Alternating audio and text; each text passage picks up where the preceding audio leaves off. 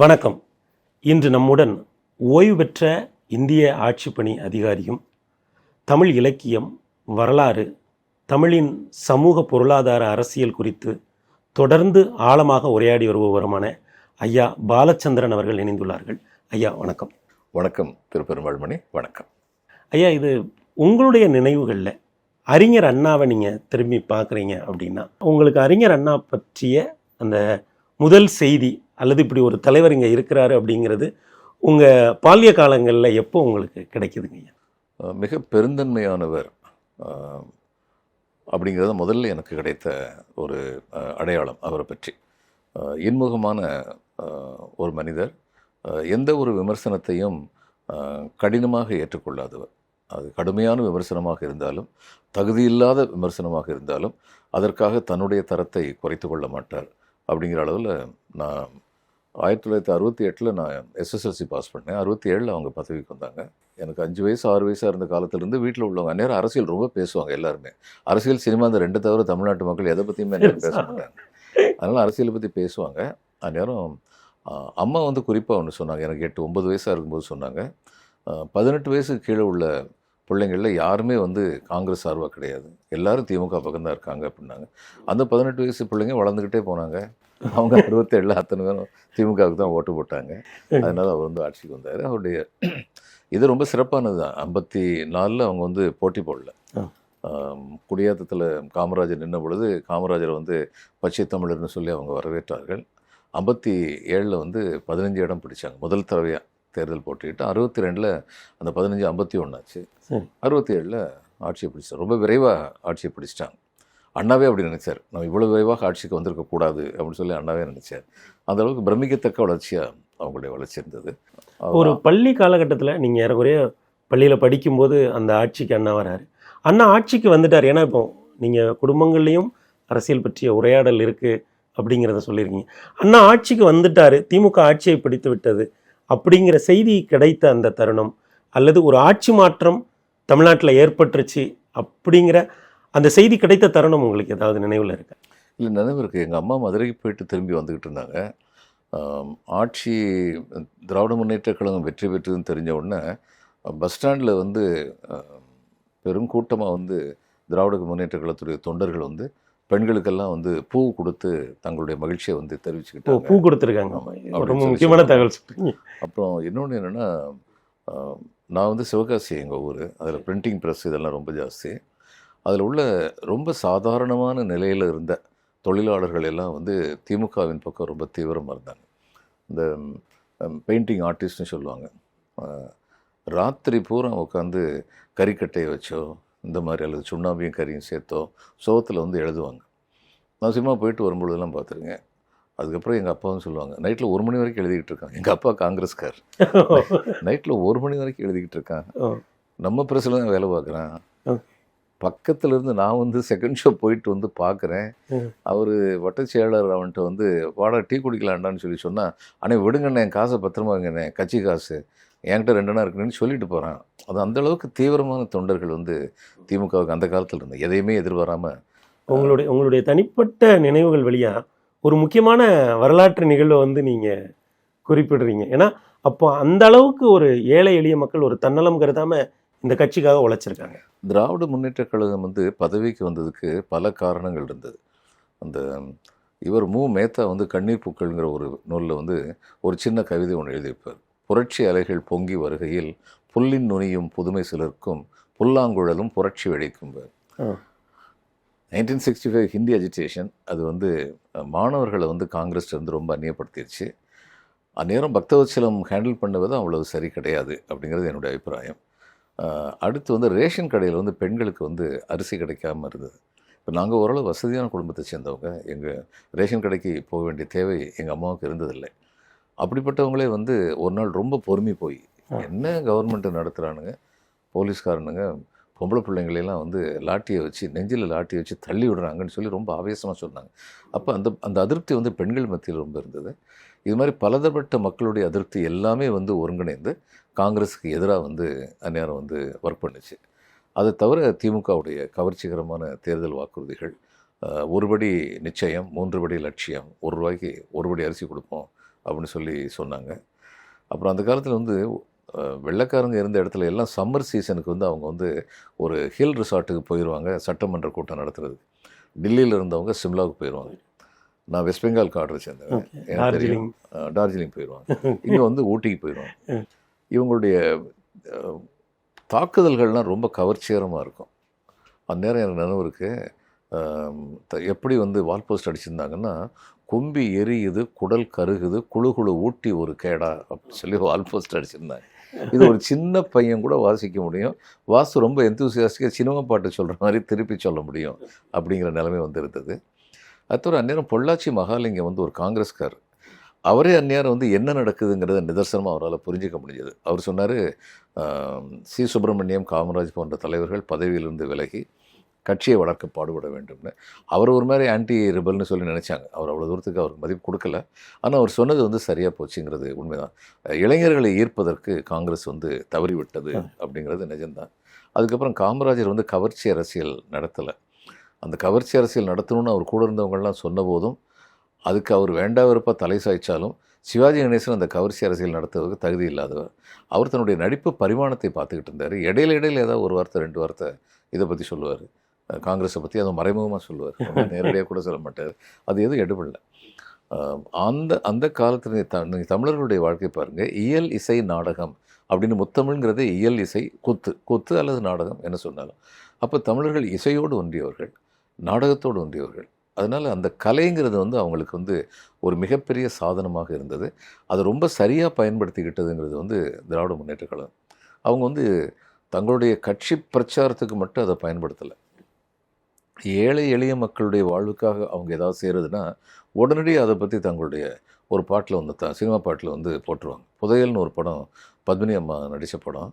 அதில் வந்து முதல் சீன் பத்மினி அம்மா வரும்போது அந்நேரம் இந்த கைத்தறி நெசவாளர்கள் ரொம்ப கஷ்டப்படுறாங்கன்னு திமுக அவங்களுக்காக வந்து குரல் கொடுத்துக்கிட்டு இருந்த நேரம். அப்போ உடனடியாக வந்து அந்த படத்தில் வந்து கைத்தறி நெசவை பற்றி அந்த அம்மா முதல்ல வரும்பொழுதே அதை பற்றி தான் பாடுவாங்க. சின்ன சின்ன இழை பின்னி பின்னி வரும் சித்திர கைத்தறி சேலையடி நம்ம தென்னாட்டில் எந்நாளும் கொண்டாடும் சேலையடின்னு ஆரம்பிப்பாங்க. ஸோ இந்த மாதிரி மக்களுடைய பிரச்சனைகளையும் அவங்க சரியான முறையில் கொண்டு வர முடிஞ்சது.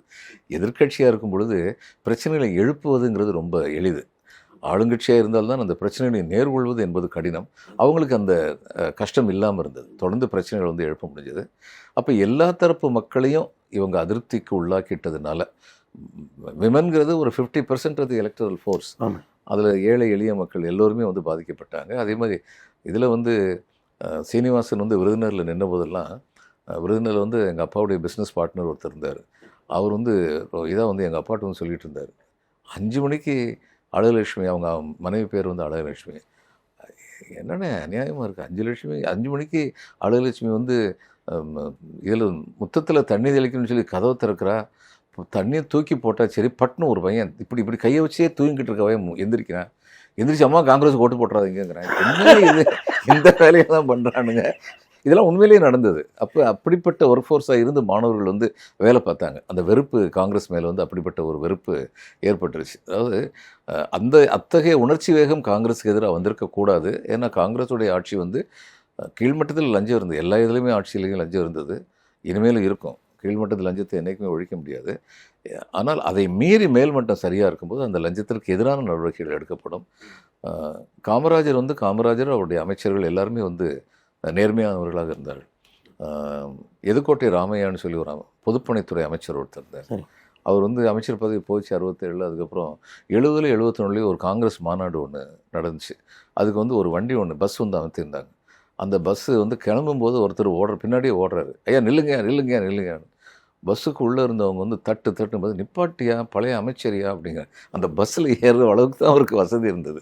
அதில் அந்தளவுக்கு எல்லாருமே வந்து மஜீதெல்லாம் ரொம்ப பெரிய குடும்பம் சேர்ந்தவர், முஸ்லீம் கம்யூனிட்டியில் ரொம்ப பெரிய குடும்பம். கடையநல்லூர் ரொம்ப அப்படி வசதியானவர்கள் அல்லது அடிப்படையிலே வந்து நேர்மையானவர்கள். சி சுப்பிரமணியம் வந்து அவரை எதிர்த்து போட்டி போட்டிருந்தாலும் அவருக்கு கிடைச்ச மிகப்பெரிய பொக்கிஷம். ஏன்னா கல்வி நிதி ரெண்டையும் ஒரே ஆள்கிட்ட கொடுத்து வச்சுருந்தாங்க. அதனால கல்விக்கான நிதி ஒதுக்கீடு குறைஞ்சதே கிடையாது காமராஜருடைய ஆட்சி காலத்தில். இந்த தமிழ்நாட்டுக்கு ரொம்ப பெரிய அதிர்ஷ்டம் என்னென்னா, கடந்த 100 வருடங்களாக ஒருங்கிணைந்த வளர்ச்சிங்கிறதுல நம்பிக்கை உள்ளவர்களாகத்தான் தமிழகத்தின் ஆட்சியாளர்கள் இருந்தார்கள். அது எந்த கட்சியாக இருந்த நீதி கட்சி ஆரம்பித்து வச்சாங்க. இன்னைக்கு அந்நேரம் நீதி கட்சியை வந்து வெள்ளையர்களின் எடுபடிகள்னால் வரலாறு தவறாக எழுதப்பட்டது. ஆனால் அவங்க தான் முதல்ல ரிசர்வேஷனை கொண்டு வந்தது. முதல்ல வந்து மதிய உணவு திட்டத்தை கொண்டு வந்தது பிடி தியாகராயர் தான் கொண்டு வந்தார். அதுக்கப்புறம் வெள்ளைக்காரங்க வந்து அவர் கவர்மெண்ட் போனோடனே நாட் வயபிள் அப்படின்னு ஒரே வார்த்தையில் வந்து நிப்பாட்டிட்டாங்க. அதை வந்து நிப்பாட்டிட்டாங்க. அடுத்து காமராஜர் வந்து அதை மதிய உணவு திட்டம்னு சொல்லி கொண்டு வந்தார். நான் சிவகாசியில் சிஇனாவின்னு சொல்லி சிவகாசி இந்து நாடார் விக்டோரியா உயர்நிலைப் பள்ளின்னு அதில் இதில் வந்து தொடக்கப்பள்ளியில் நான் படிச்சுட்டு இருந்தேன். அந்நேரம் காமராஜர் வந்து வந்தார். அந்த அது அமல்படுத்தப்பட்ட போது நான் வந்து பார்த்துருக்கேன். நாங்கள்லாம் கொஞ்சம் தூரத்துலேருந்து ஒரு வேடிக்கை பார்த்துக்கிட்டு இருந்தோம். அவர் வந்தார். வசதி இல்லாத பிள்ளைங்க படிக்கிறத வந்து பிஎஸ்ஆர் செண்பகமூர்த்தி நாடார்னு தாளராக இருந்தார். அவர் தான் ஏறக்குறைய 30 வருஷம் இருந்திருப்பார். அந்த ஃபேமிலி தான் ஃபவுண்டர் ஃபேமிலி அந்த ஸ்கூலுக்கு வந்து. அப்போது காமராஜர் வந்து வெறுமனே வந்து பார்த்துட்டு போகல, ஏதோ தூரத்தில் பார்த்துட்டு போகல, பக்கத்தில் போய் நின்று எங்களுக்கு தெரியாது என்ன நாங்கள் எங்களை பக்கத்தில் அண்ட விடவே இல்லை. நாங்களும் ஸ்டூடெண்ட்ஸ் தூரத்தில் நிற்கிறோம். ஆனால் வாத்தியார் வந்து சொன்னார், ஒவ்வொரு பையன்ட்டும் என்ன அப்பா என்ன பண்ணுறாரு ஏது பண்ணுறாருன்னு சொல்லி கேட்டார் அப்படின்னு சொல்லுவாங்க. மெடிக்கல் காலேஜில் தமிழ்நாட்டில் அந்நேரம் வந்து எல்லாமே வந்து medical college, private medical college Vellore இருந்தது. அது தவிர ப்ரைவேட் மெடிக்கல் காலேஜ் கிடையாது. அப்போ தமிழ்நாடு கவர்மெண்ட் மெடிக்கல் காலேஜ் வந்து உங்களுக்கு பாளையங்கோட்டையில் இருந்தது, மதுரையில் இருந்தது, அதுக்கப்புறம் இதில் சென்னையில் வந்து 3 இருந்தது. இது எல்லாத்துலேயும் சேர்த்து மொத்தமாக 10 சீட்டு வந்து சிஎம் சீட்டுன்னு சொல்லுவாங்க. அது ஒரு இது இருந்தது. நம்ம இதில் கூட பிதான் சந்தர் ராய்னு சொல்லி பெங்காலுடைய சிஎம் ஒருத்தர் இருந்தார்.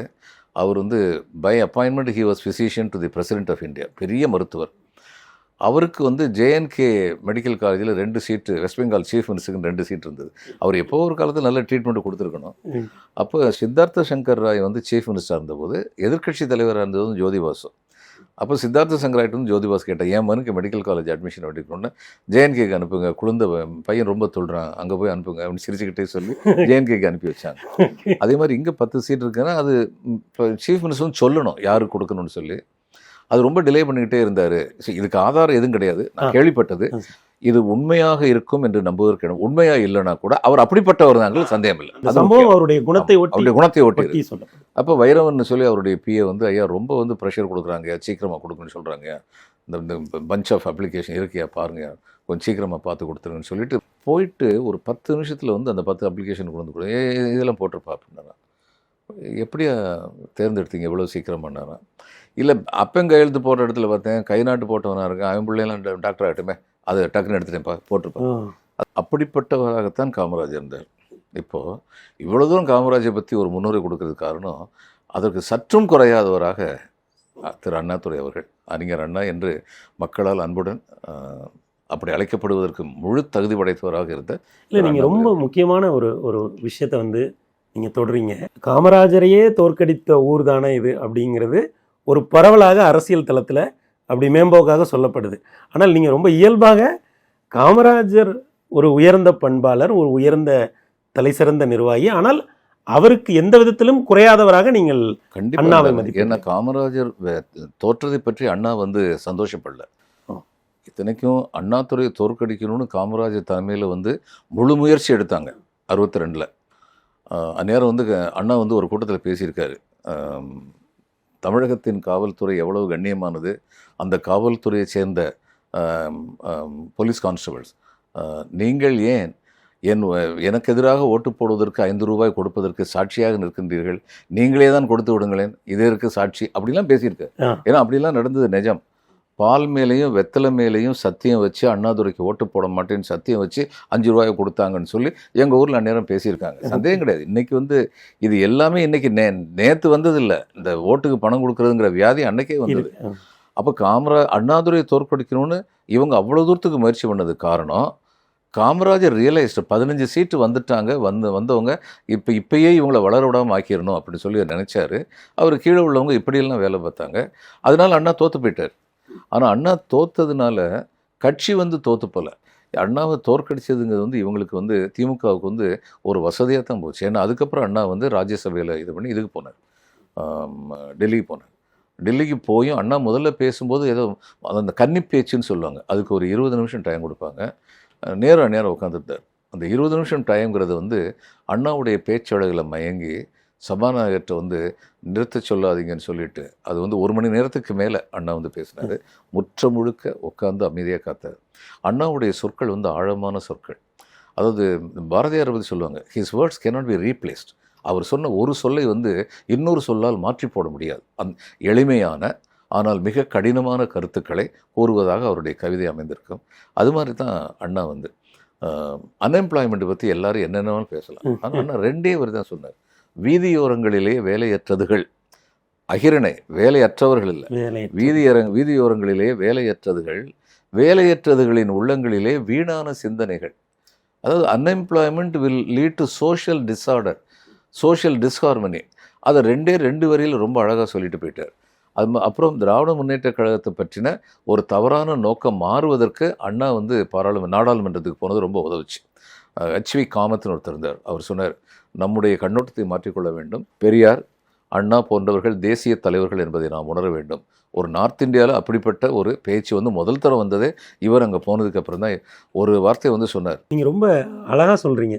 அண்ணா இங்கே சட்டமன்ற தேர்தலில் தோற்று பாராளுமன்றத்திற்கு போனதனால் திமுக பற்றிய அபிப்பிராயமே தேசிய அளவில் ஒரு புது வடிவம் கொண்டது அப்படின்னு சொல்லி அவன் மாற துவங்கியது. பல பேர் வந்து பல்வேறு காரணங்களுக்காக திமுக வந்து ஒரு தவிர்க்க வேண்டிய சக்தின்னு தான் நினைச்சாங்க, ஒடுக்க வேண்டிய சக்தின்னு நினைச்சாங்க. ஆனால் மிஸ் அண்டர்ஸ்டாண்டிங்கோடு இருந்தவங்க, புரிதல் இல்லாமல் இருந்தவங்கலாம் திமுக எதை பற்றி பேசுன்னு நல்லா வந்து புரிஞ்சுக்கிட்டாங்க. உதாரணமாக அண்ணா வந்து சொன்னார், எங்களுடைய தமிழகத்தில் சுபாஷ் சந்திர போஸில் துவங்கி எத்தனையோ வடநாட்டு தலைவர்களை இந்த சுதந்திரத்திற்காக தங்கள் இன்னுயிர் ஈந்தவர்களை மதித்து மரியாதை செலுத்தி அவர்களுடைய பெயர்களை எங்களுடைய தெருக்களில் வைத்திருக்கிறோம். டெல்லியை சுற்றி சுற்றி பார்த்து வந்தேன், ஒரு தமிழனின் பெயர் கூட இந்த டெல்லி தெருக்களில் இல்லை. இது எப்படிப்பட்ட வார்த்தைன்னு சொல்லிப்பாரு. அதே மாதிரி பெரும்பாலானோர் பேசுவதற்காக இந்தியை ஆட்சி மொழியாக்க வேண்டும் என்று ஒரு வாதம் வைக்கப்படுகிறதே. இந்த நாட்டில் பெரும்பான்மையாக காக்கைகள் தானே இருக்கின்றன, ஏன் மயில் தேசிய பறவையாக்கப்பட்டிருக்கு? இதுக்கெல்லாம் பதில் சொல்லவே முடியாது யாரால். அப்படிப்பட்ட இது. He was good in economics and he was good in sociology. ரெண்டுமே வந்து நல்லா தெரிஞ்சவர். அந்த ஸ்டாஃபோர்ட் கிரிப்ஸ் கமிஷன் நினைக்கிறேன், சரியான நினைவில்லை. என்னுடைய நண்பர் கண்ணன்ட்ட கேட்டால் அவர் தான் என் பயோகிராஃபி எழுதுறாரு சொல்லுவார். அந்த கமிஷனில் வந்து பெரியாரும் அண்ணாவும் வந்து போனாங்க. போய் எங்களுக்கு தமிழ்நாட்டுக்கு வந்து நீங்கள் தனி விடுதலை கொடுத்துடணும் அப்படின்னு சொல்லி கேட்டாங்க. அந்நேரம் அவர் ஒரு வார்த்தை தான் கேட்டார். இது அண்ணாவுடைய வாழ்க்கையில் ரொம்ப முக்கியமான ஒரு தருணம். அவர் ஒரு வார்த்தை தான் கேட்டார், தேர்ந்தெடுக்கப்பட்ட சட்டமன்றம் ஏதாவது அதற்கு பரிந்துரை செய்திருக்கிறதா அப்படின்னு கேட்டார். இவங்க தான் சட்டமன்றத்துக்கு அந்நேரம் போலையே, இல்லைன்னு சொன்னோன்னே ஓகே அவ்வளோதான், அதுக்கு மரியாதை, அதுக்கு மேலே இல்லை. அன்னைக்கு அண்ணாவுக்கு தெரிஞ்சது, ஐயா சொல்லிக்கிட்டு இருக்கிற அரசியல் சாக்கடை அதில் நுழைய மாட்டேன்னு சொல்லிகிட்டு இருக்கிற வரைக்கும் இவர் நினைக்கிற தனித்தமிழ்நாடு நடக்காது, தமிழர்களுக்கான உரிமைகள் நிலைநாட்டப்படாது, தாங்கள் எதை நிலைநாட்டப்பட வேண்டும் என்று நினைக்கின்றார்களோ அந்த உரிமைகள் நிலைநாட்டப்படாது. அந்நியாரமே அவர் மனசில் தெரிஞ்சிருச்சு. இதுதான் அண்ணாவோட ரொம்ப முக்கியமான தருணம். ஏன்னா அதுக்கப்புறம் நம்ம நாட்டு விடுதலை வந்து துக்க நாளாக கொண்டாடணும்னு சொன்னபோது, பெரியார் சொன்னபோது, சரி அவங்கள பொறுத்த மட்டும் there were enough grounds for it. அவர் சொன்னது, பெரியார் சொன்னது. ஆனால் அண்ணா என்ன நினைச்சா, அது அவருடைய பெருந்தன்மைக்கு இன்னொரு அடையாளம். எவ்வளவு இருந்தாலும் சரி, நம்ம நாட்டை விட்டு அந்நிய நாட்டுக்காரன் போகிறான், நம்ம நாட்டில் உள்ள வந்து தப்பான ஆள் வருவான்னு நீங்கள் நினச்சாலும் ஜனநாயகம் வருது, தப்பான ஆள் வந்தால் சரியான ஆளை கொண்டு வர முடியும், அதுக்கு மக்கள்கிட்ட அதிகம் இருக்குது. அதனால வந்து தேசிய திருநாளை துக்க நாளாக கொண்டாடக்கூடாதுன்னு சொல்லி ஆணித்தரமாக வந்து அது அவருடைய தேசிய தன்மைக்கு இதெல்லாம் வந்து ஒரு அடையாளம். அடுத்து வந்து தேர்தலில் போட்டியிடுவது தான் அப்படிங்கிறது அண்ணாவுக்கு வந்து தீர்மானம் ஆயிடுச்சு. தேர்தல் போட்டியிட வேண்டுங்கிற ஆசை வந்துருச்சு, அரசியல்வாதியாக வேண்டுங்கிற ஆசை வந்துருச்சு. ஆனால் பெரியார் வந்து எப்படிப்பட்ட சக்தியாக இருந்தார்னா, இதை காரணமாக வச்சு பெரியாரை விட்டு பிரிஞ்சு போனாங்கன்னா அடுத்த நிமிஷமே அவங்க விலாசம் இல்லாமல் போயிடுவாங்க. ஏன்னா பெரியார் வந்து சொல்கிறார், நான் தான் அரசியல் சாக்கடைங்கிறேன், அங்கே போய் சாக்கடைக்குள்ளே நுழையிறியா, அப்போ நீ எதுக்கெல்லாம் ஃபைட் பண்ணுறிய, ஒன்றுமே ஃபைட் பண்ண முடியாதுன்னு சொன்னால் மக்கள் அன்றைக்கி பெரியார் பக்கம் தான் நிற்பாங்க. அது அண்ணாவுக்கு ஒரு வரப்பிரசாதம் மாதிரி பெரியாருடைய துணிச்சலான முடிவு, மணியம்மை திருமணம் செய்து கொள்ள வேண்டும் அப்படிங்கிற துணிச்சலான முடிவு. அதில் அண்ணா ராஜதந்திரமாக, என்னுடைய அபிப்பிராயப்படி அன்எத்திக்கலி அவர் நடந்து கொண்டார். அதில் வந்து பெரியார் வந்து ரொம்ப கீழ்த்தரமாக தாக்குனாங்க திராவிட முன்னேற்ற கழகக்காரங்க. அது பெரியார் வந்து அதுக்கு பதிலடி ரொம்ப தீவிரமாக கொடுத்துக்கிட்டு இருந்தார். கண்ணீர் துளிகள் அப்படின்னு அவர் கூப்பிட்டு இருந்தார். சமுதாய சீர்திருத்த கொள்கையில் ரெண்டு பேரும் கொஞ்சம் கூட மாறுபடலை. ஆனால் பெரியாருக்கு வந்து அந்த மனத்தாங்கல் இருந்தது. என்கிட்ட இருந்து நீ வந்து ஒரு காரணத்துக்காக போகணுன்னா அந்த காரணத்தை சொல்லிட்டு போக வேண்டியதானே, உன் சுயநலத்துக்கு போகிற, அதில் எதுக்கு என்னை வந்து வீணான பழி சொல்கிற அப்படின்னு. ஏன்னா அடுத்து வந்து கொஞ்ச நாள் கழித்து திராவிட முன்னேற்ற கழக தலைவர் ஒருத்தர் வந்து மீட்டிங்கில் வந்து சொன்னார், பெரியார் கல்யாணம் எல்லாம் வந்து அது ஒரு இஷ்யூ கிடையாதுங்க, அது எங்களுக்கு ஒரு எக்ஸ்கியூஸாக கிடைச்சது, அதை வச்சு நாங்கள் வந்துட்டோம் அப்படின்னு சொல்லி சொன்னார். அதனால தான் அத்தனை வருஷத்துக்கு அப்புறம் மறுபடியும் திராவிட முன்னேற்ற கழகம் ஆட்சிக்கு வந்தபோது நான் திராவிட முன்னேற்ற கழக ஆட்சியை ஆதரிக்கிறேன் அப்படின்னு பெரியார் சொல்ல, இது பெரியாருடைய ஆட்சி சொல்லி அவங்க சொல்ல, அந்த இதில் வந்து கண்ணன் பயோகிராஃபியில் எழுதியிருக்காரு. மணியம்மை இதுக்கு பதவியேற்பு விழாவுக்கு வந்தபோது அண்ணா முதல்ல சொன்னது, அம்மா நடந்ததெல்லாம் தயவுசெய்து மனசில் வச்சுக்காதீங்க. ஏன்னா they did a mistake in my opinion. அது பெரியாருக்கு வந்து ஒரு களங்கம் சுமத்துவதற்கு நடந்த ஒரு முயற்சி. அது அவங்களுடைய சர்வைவலுக்காக அதை பண்ணாங்க. இல்லை, நீங்கள் 3 புள்ளிகளை ரொம்ப அழகாக இணைக்கிறீங்க. அந்த கமிஷனில் அண்ணாவுக்கு ஏற்பட்ட ஒரு அனுபவம், அதனால் அவருடைய மனதுக்குள் விழுந்த ஒரு விதை, பிறகு சுதந்திரத்தை பற்றிய அண்ணாவினுடைய பார்வை, பெரியாருடைய பார்வை எங்கே வேறுபடுது, எந்த இடத்துல ஒரு உரிய தருணத்தில் பெரியாரை விட்டு பிரிந்து வருவதுதான் சரியாக இருக்கும் என்று அண்ணா கணித்து செயல்பட்ட விதம். இதில் இன்னொன்று என்னென்னா, பெரியார் வந்து தான் அரசியலில் நுழையக்கூடாதுன்னு தீவிரமாக இருந்த அளவுக்கு தெரியும், அரசு ஆதரவு இல்லாமல் தன்னுடைய சமூக சீர்திருத்த கொள்கைகள் செயல்படுத்தப்பட மாட்டாது அப்படிங்கிறது அவருக்கு தீவிரமாக தெரியும். அதனால் காமராஜர் வந்து தன்னுடைய கட்சி கொள்கைகளுக்கு எதிரான கட்சி கொள்கைகளை கொண்டிருந்த காங்கிரஸ் கட்சியின் முதல்வர் வந்த பொழுது பச்சை தமிழர் முதல்வரான ஒரு காரணத்தை சொல்லி காமராஜர் சப்போர்ட் பண்ணார். அவருக்கு காமராஜருடைய சப்போர்ட் தேவைப்பட்டது, காமராஜருக்கு அவருடைய சப்போர்ட் தேவைப்பட்டது. காமராஜர் வந்து பெரியாருக்கு உதவிக்கிட்டார், பெரியார் வந்து காமராஜருக்கு உதவிக்கிட்டார். 54லேருந்து 57 வரைக்கும், 1954லேருந்து 57 வரைக்கும் காமராஜர் வந்து அனைத்து இந்திய காங்கிரஸ் கட்சியுடைய தயவில் தான் முதலமைச்சர் இருக்க வேண்டிய சூழ்நிலை இருந்தது. இது பல பேருக்கு தெரியாது. 57 அவர் வந்து ஆட்சியை வந்து பிடிச்சதுக்கப்புறம், சுயமாக நின்று ஆட்சியை பிடிச்சதுக்கப்புறம் அவர் பலம் பொருந்திய சிஎம் ஆனார். அப்போ அந்த காலகட்டத்தில் வந்து அவங்க வந்து டெல்லி சொல்கிறத கேட்க வேண்டிய நிலைமையில் தான் இருந்தாங்க. அதனால தான் முல்லை பெரியார் நம்ம கையை விட்டு போச்சு. பல பேருக்கு தெரியாது, காவேரி வந்து கூர்குங்கிற பிரதேசத்தில் காவேரி இருக்குது, தோன்றுகிற இடம். அந்த கூர்கு மாவட்டத்தை சேர்ந்தவங்க வந்து நாங்கள் கர்நாடகா கூட சேர மாட்டோம்னு போராட்டம் நடத்தினாங்க. 2 வருஷமும் என்னமோ அவங்க கர்நாடகத்தோட சேரலை. Panchayat after panchayat resolution pass பண்ணாங்க, நாங்கள் மெட்ராஸ் ஸ்டேட் கூட தான் இருப்போம்னு. ஆனால் அந்நியார் வந்து காமராஜர் வந்து சொன்னார், அது இப்படிப்பட்ட நிலப்பரப்பு, பிரிக்கப்பட்ட நிலப்பரப்பில் இருந்தால் எப்படி நம்ம வந்து இதாக இருக்க முடியும்? ஏன் இருக்க முடியாது? இப்போ இது காரைக்கால் இந்த மாதிரியான பகுதிகளெலாம் வந்து ஃப்ரெஞ்சு டெரிட்டரியாக இருந்தது, ஆனால் நாகப்பட்டினம் வந்து மெட்ராஸ் டெரிட்டரியாக இருந்தது, இது பிரிட்டிஷ் டெரிட்டரியாக. சுதந்திரத்துக்கு அப்புறம் 3 வருஷம் அப்படி தனித்தனியாக தான் இருந்தது. East Pakistan, West Pakistan 1000 mile தனியாக இருந்தது. அதே மாதிரி முல்லை பெரியாரை விட்டதும் காமராஜர் வந்து அந்நியாரம் சொன்னார், அது என்ன பாகிஸ்தானில் இருக்குன்னு, இங்கே தான் இருக்குனாரு. ஆனால் பாகிஸ்தானில் இருக்கிறத விட மோசமாக பின்னாடி விளைவுகள் வந்துருச்சு. அது என்கிட்ட ஒரு நண்பர் கேட்டார். அதில் 2 பேருமே வந்து உறுதியாக இருந்தாங்க, பெரியாரும் காமராஜரும் உறுதியாக இருந்தாங்க. அப்படி இருந்தும் நீங்கள் ஏன் அதை பற்றி கிரிட்டிசைஸ் பண்ணுறீங்க? நான் ஒரே ஒரு வார்த்தை தான் சொன்னேன், காமராஜர் தேசியத்தை நம்பி ஏமாந்தார், பெரியார் திராவிடத்தை நம்பி ஏமாந்தார். திராவிடம்னு இவர் பேசினார், நம்பினார். மற்ற மாநிலங்கள்லாம் திராவிடம்னு சொல்லி பேசலை. அப்போ இது மாதிரிப்பட்ட சிச்சுவேஷன் அவருக்கு இருந்தபோது பெரியாருடைய சப்போர்ட் வந்து அவருக்கு ரொம்ப தேவையாக இருந்தது. அதே மாதிரி அண்ணா வந்து முதலமைச்சர் ஆகணும்னா அவங்களுக்கு வந்து பெரியாருடைய, ஏன்னா சமுதாய சீர்திருத்த கொள்கைகளை வந்து இவங்க நடத்தணும்னு நினைக்கிறத பெரியார் எதிர்த்தாருன்னா இவங்க நடத்துறதுக்கு வந்து ஆதரவு இல்லாமல் போயிடும். பெரியாருக்கு தெரியும் தான் நடத்தணும்னு நினைக்கிறத இந்த அரசு ஆதரவு இல்லைன்னா நடத்த முடியாதுன்னு. So it was a matter of convenience. 2 பேரும் ஒன்று சேர்ந்துக்கிட்டாங்க. ஆனால் அந்த இணைப்பு வந்து ரொம்ப இயற்கையான ஒரு இணைப்பாக இருந்தது. அண்ணாவுடைய ஆட்சி காலம் வந்து ரொம்ப குறுகின காலமாக இருந்தது. குறுகின காலத்துக்குள்ளே எதையாவது பண்ணின்னு ரொம்ப துடிச்சார். அதாவது துடிச்சார், படாத பாடுபட்டாருங்கிறது தான் உண்மை. ஒரு தடவை மாதவன்ட்ட வந்து சொன்னார், நம்ம என்ன நினைக்கிறோமோ அந்த அளவுக்கு ஏழைகளுக்கு உதவி செய்ய முடியலன்னா இருந்து என்ன பண்ணியும், பதவி விலகிட்டு போயிடலாமே அப்படின்னு மனம் நொந்து போகிற அளவுக்கு அரசு எந்திரம் வந்து இவர் நினைக்கிற அளவுக்கு வேகமாக நடக்கலை அப்படிங்கிறது ஒரு காரணம். அரசு அதிகாரிகளில் பல பேர் அன்னைக்கு வந்து இவங்களுடைய கொள்கைகளுக்கு ஆதரவான ஆட்கள் வந்து கிடையாது. சோஷியாலஜிக்கலி இவங்க என்ன சொல்கிறாங்களோ அதுக்கு எதிர்மறையான கருத்துக்கள் கொண்டவங்களாக இருந்தாங்க. அதுக்கப்புறம் அரசு அதிகாரத்தில் அதீத நம்பிக்கை கொண்டவர்களாக இருந்தாங்க. அது ஒரு குடியரசில் the politician is a final authority, not the bureaucrat. ஆனால் அன்பில் தர்மலிங்கம் அமைச்சராக இருந்தார். அவர் ஒரு தடவை அண்ணாட்ட வந்து சொன்னார், நான் என்ன ரெக்கமெண்டேஷன் கொடுத்தாலும் இவர் கலெக்டர் வந்து அதை கண்டுக்கிடவே மாட்டேங்க, என்னது இது அப்படின்னு சொல்லி கேட்டார். அதை சீஃப் செக்ரட்டரிட்ட வந்து அண்ணா கொடுத்தாரு. சீஃப் செக்ரட்டரி பதில் சொன்னார், அந்த மற்ற இப்போ இவங்களாம் பொதுமக்கள்லாம் பெட்டிஷன் கொடுக்குற மாதிரி இதையும் ஒரு பெட்டிஷன் மாதிரி பார்த்து சரி பண்ணுங்கன்னு சொல்லியிருக்கேன் கலெக்டர்கிட்ட. அது ஒரு அமைச்சர் கொடுக்குறத ஒரு பெட்டிஷன் மாதிரி தான் பார்ப்போம், ஏன்னா கலெக்டர் அந்தளவுக்கு சுப்பீரியர் அப்படிங்கிற தவறான ஒரு பார்வை. ஆனால் ஒரு பியூரோக்ரஸி, என்டையர் பியூரோக்ரஸி அது மாதிரி இருந்தபோது தான் நினைக்கிற அளவுக்கு வேகமாக போக முடியாதுன்னு சொல்லி அவருக்கு தெரியும். ஆனால் அந்த நேரத்துலையும் அடிப்படையான காரியங்களில் வந்து அவர் தளராமல் காரியம் பண்ணிட்டார். அதாவது சங்கரலிங்க நாடார் இறந்த காலத்தில் இருந்து அத்தனை நாள் ஃபாஸ்டிங் இருந்து 1ஆம் விரதம் இறந்தார். தமிழ்நாடுன்னு பேர் வைக்கணும்னு சொல்லி இறந்தார். ஆனால் அது வந்து நடக்கலை. அது காமராஜர் பொதுவாக காங்கிரஸ் வந்து Thevar insensitive to the Tamil aspirations. அது நிஜம்தான். கப்பலோட்டி தமிழனுக்கே வரி விலக்கு கொடுக்காத புண்ணியவான்கள் இவங்க. இதை விட என்ன சொல்றதுக்கு இருக்கு? அப்போ அந்த திரைப்படத்துக்கு ஆமாம், அந்த திரும்ப வரி விலக்கு முதல்ல கொடுக்கல. ஓகே. பாரத விலாசுக்கு அதுக்கப்புறம் கிடைச்சது. பாரத விலாசுக்கு அது ரொம்ப நாள் கழிச்சு இவங்க ஆட்சியில் வந்தபோது கிடைச்சது. கப்பலோட்டி தமிழன் கொடுத்துருக்கணும். வீரபாண்டிய கட்டபொம்மன்கிறது கற்பிக்கப்பட்ட ஒரு கதை. அது கொடுத்தாலும் சரி கொடுக்கலாலும் சரி. ஏன்னா கெட்டபொம்மு என்ற ஒரு கெட்டபொம்மு நாயக் என்ற பையன் ஒரு சின்ன குட்டி ஜமீன்தார் வந்து வீரபாண்டிய கட்டபொம்முன்னு பேரை மாற்றி விட்டு ஏகப்பட்ட குழப்பம் பண்ணாங்க. எட்டப்ப நாயக்கர் இவங்க நினைச்ச அளவுக்கு துரோகியும் கிடையாது, ஒன்றும் கிடையாது. இன்றைக்கி வரலாறு வந்து அது ரொம்ப க்ளீனாக சொல்லுது. ஆனால் கப்பலோட்டிய தமிழன் எப்படிப்பட்ட ஒரு தமிழ், எப்படிப்பட்ட ஒரு தேச பக்தி, தேச தியாகம்.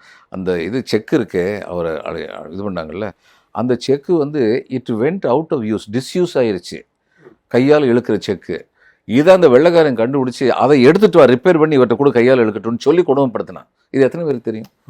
எப்படிப்பட்ட இன்னல்களுக்கு ஆளானார் அப்படிங்கிறது வந்து யாருக்கு தெரியும்? அப்போ அப்படிப்பட்ட ஒருத்தரை வெள்ளைக்காரன் நடத்தின விட கொடுமையாக காங்கிரஸ்காரங்க நடத்தினாங்க. ஏன்னா அவர் வெளியில் வந்தபோது திலகர் கை வந்து மங்கிருச்சு. மிதவாதிகள் கோபாலகிருஷ்ண கோகலே, மகாத்மா காந்தி இவங்களுடைய கை ஓங்கிருச்சு. அப்படிப்பட்ட ஒரு மாமனிதர் வெளியில் வரும்போது அவர் வரவேற்கிறதுக்கு வந்து அவருடைய நண்பர் குஷ்ட நோயால் பாதிக்கப்பட்ட சுப்பிரமணிய சிவா தான் இருந்தார், மற்ற யாருமே இல்லை. அப்படிப்பட்ட கொடுமைகளாக நடந்துச்சு. அப்படிப்பட்ட ஒரு இவருக்கே ஒரு மாபெரும் தலைவருக்கே ஒரு படம் எடுத்து அந்த படத்துக்கு வந்து இவங்க இது கூட கொடுக்கல அப்படிங்கிறது அதுலேருந்து தெரியும். தேவர் இன்சென்சிட்டிவ், வேணும்னே செய்கிறது இல்லை. தேவர் நாட் அவேர் ஆஃப் திஸ். அதாவது தேசபக்தி இல்லாதவங்க காங்கிரஸ்காரங்க. அவங்களை எத்தனை பேர் ஜெயிலுக்கு போயிட்டு வந்தவங்க. காமராஜர் மட்டும் இல்லை, பக்தவச்சலும் வந்து தேச விடுதலை போராட்டத்துக்காக பாடுபட்டவர் தான். தேவர் இன்சென்சிட்டிவ், அவ்வளோதான் சொல்ல முடியும். கலை இலக்கிய பரிமாணத்தை பற்றி அதிகமாக புரிதல் இல்லாதவங்க, மக்களுக்கான எழுச்சிகள் எப்படிப்பட்ட விதத்திலாம் வருங்கிறத பற்றிய அவேர்னஸ் இல்லாதவங்க அப்படின்னு தான் சொல்ல முடியும். அதை வந்து திராவிட முன்னேற்ற கழகம் சரியாக பயன்படுத்திக்கிட்டாங்க. அப்போ இந்த மாதிரியான ஒரு சூழ்நிலை வந்து இருந்த நிலைமையில தான் திராவிட முன்னேற்ற கழகம் பதவிக்கு வந்ததுன்னா, ரொம்ப நாள் வாழலை அண்ணா. அது நமக்கு கிடைச்ச ரொம்ப பெரிய இழப்பு. இப்போ எத்தனையோ அண்ணாவுடைய குணங்களை பற்றி பேசுகிறாங்க, காமராஜருடைய நேர்மையை பற்றி பேசாதவங்களே கிடையாது. ஏன் அண்ணாவுடைய நேர்மையை பற்றி பேச மாட்டேங்கிறாங்கிறது எனக்கு விளங்கலை. வீட்டுக்கு போய் பார்க்குறாரு, பிடபிள்யூடிலேருந்து ஒரு சோஃபா கொண்டு வந்து போட்டாங்க, அவ்வளோதான். அவர் போய் என்ன இது புதுசாக சோஃபா இருக்குன்னு சொல்லி கேட்டார். ஏன்னா சிஎம்முக்கு வந்து ஃபர்னிஷ்ட் அக்காமடேஷன் கொடுக்கலாம் கொடுக்கப்படி. அப்போ ராணி அம்மா வந்து ரொம்ப சந்தோஷமாக சொன்னாங்க. கவர்மெண்ட்லேருந்து வந்தாங்க, வந்து இதை போட்டிருக்காங்க. உடனே அவர் வந்து ஃபோன் பண்ணி அடுத்த அரை மணி நேரத்தில் இந்த இடத்த விட்டு போயிடும், இல்லைன்னா இதை கொண்டு வந்து போட்டவர் மேலே நடவடிக்கை எடுக்க வேண்டியிருக்கும் அப்படின்னு. நாணயத்துடைய அப்படியே பிரதிபலிப்பாக வந்து திரு அண்ணாதுரை அவர்கள் இருந்தார் அப்படிங்கிறது ரொம்ப பெரிய விஷயம். அதுக்கப்புறம் இந்த 77 to 79 எம்ஜிஆர் மாதிரி ஒரு ஆனஸ்டான சிஎம்மை அந்த நாளில் இந்தியா பார்த்ததில்லை. அந்த பீரியடில் அவ்வளோ ஆனஸ்டாக இருந்தது. எவ்வளோ ஆனஸ்டாக இருந்தார்னா, நிவாரண நிதியாக வந்து 100 ரூபா கொடுக்குறது, புயல் நிவாரண நிதி கொடுக்கணும்னு சொல்லி வந்தபோது அதில் 20 ரூபா கவர்மெண்ட்டில் சில பேர் லஞ்சம் கேட்குறாங்கன்னு சொல்லி நியூஸ் போச்சு அவருக்கு. அப்போ அது வந்து ஒரு இன்னசென்ஸாக இருக்கலாம், இக்னரன்ஸாக கூட இருக்கலாம். ஆனால் அதன் பின்னாடி இருந்த அந்த வெளிப்பாடு என்னென்னா, ஏழைகளுக்கு போய் சேர வேண்டியது ஏழைகள் கரெக்டாக போயிடணும். எப்படி இதை பண்ணுறதுன்னு சொல்லிட்டு 100 ரூபா நோட்டாக தான் எடுத்துகிட்டு போகணும் நிவாரண நிதிக்கு ஒரு ஆர்டர் போட்டார். அப்படின்னா தானே எவனும் வந்து அதில் 20 ரூபா எடுக்க மாட்டான்னு சொல்லி ஆர்டர் போட்டார். அந்த உள்ள கொதிப்பு வந்து அண்ணாவுக்கு நிறையா இருந்தது. எவ்வளோ செய்யணும்னு நினைக்கிறோமோ அந்த அளவுக்கு செய்ய முடியலன்னு. ஆனால் செய்ய முடிகிற முக்கியமான விஷயங்களை வந்து செஞ்சார்.